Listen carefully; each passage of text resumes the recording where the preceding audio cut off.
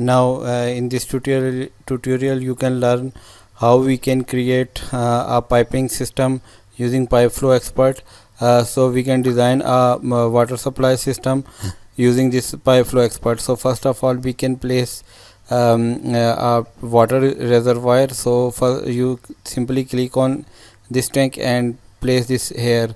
Now click on this icon. You see here there are different icons, so we can click on this, and here you see this is changed. So this is our node 1. So you can write here the name water reservoir. So this is our water reservoir. This tank is our water reservoir. Now we have surface pressure of 0 because it's placed on and the liquid level. So liquid level is, we write here 6 meter from ground. So this is the liquid level. Elevation is 0 because it's placed on ground. So you can write here this name water reservoir.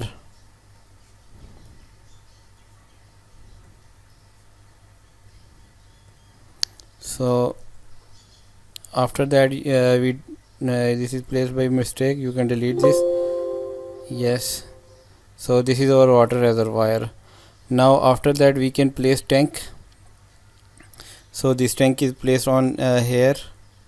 Similarly we place 3 tanks at different elevations. This tank and this tank.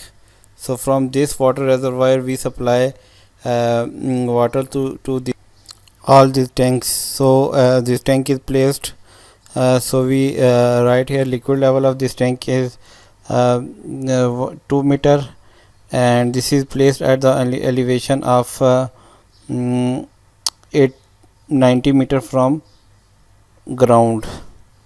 So the elevation of this tank is 90 meter. So similarly this tank has also liquid level of 2.5 meter, and this is placed on the elevation of 50 meter.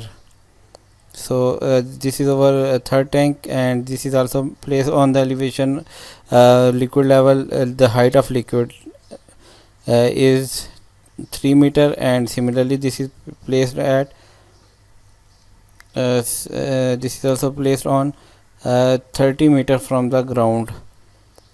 So we place all these tanks at different elevations. So this is placed on 90 meter. This is placed on, this tank is placed on 50 meter, and this is placed on 30 meter. So from this water reservoir we supply water to all these tanks, and we can calculate the flow rate, and similarly we should calculate pipe size and all these things.